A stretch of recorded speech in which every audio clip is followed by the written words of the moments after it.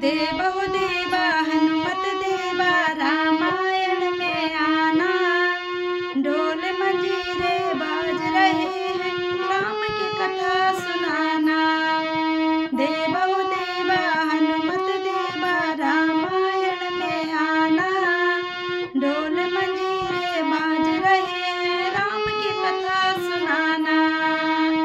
बोलो राम राम राम, बोलो राम राम राम, बोलो राम राम राम, बोलो राम राम राम। ओ रिद्धि को लाना, सिद्धि को लाना, गणपति जी को लाना। प्रथम पूजा श्री गणपति जी, मेरे बिगड़े काम बनाना। बोलो राम राम राम, बोलो राम राम राम, बोलो राम राम राम, बोलो राम राम राम। देवो देवा हनुमत देवा रामायण में आना।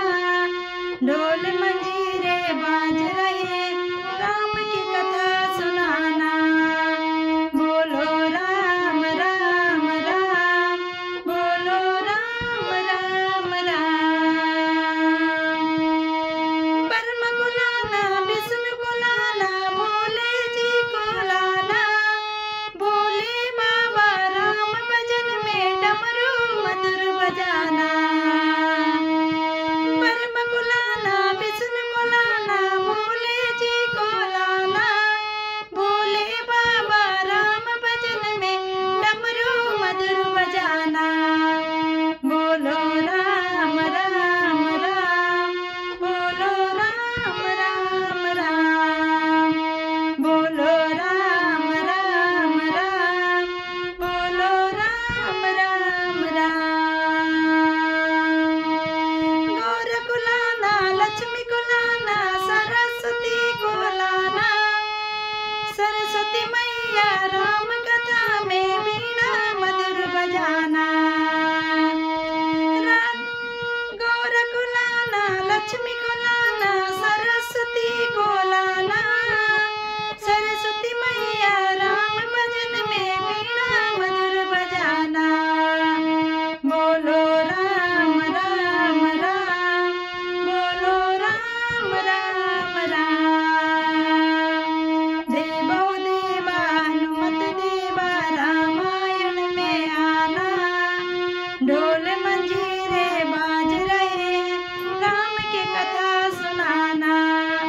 बोलो राम राम राम, बोलो राम राम राम, बोलो राम राम राम, बोलो राम राम राम।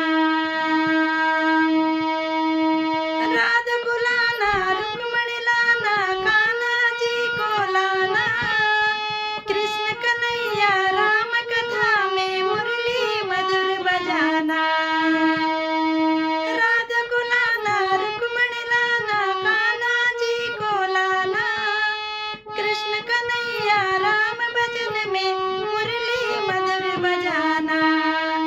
बोलो राम राम राम, बोलो राम राम राम, बोलो राम राम राम, बोलो राम राम राम। सियावर राम राम राम, सियावर राम राम राम। बोलो राम राम राम, बोलो राम राम राम। सियावर रामचंद्र की जय, पवन सुत हनुमान की जय, बालाजी महाराज की जय।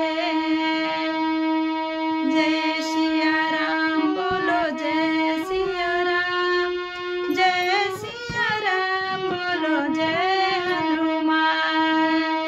जय सिया राम, बोलो जय सिया राम, जय हनुमान, बोलो जय सिया राम। जय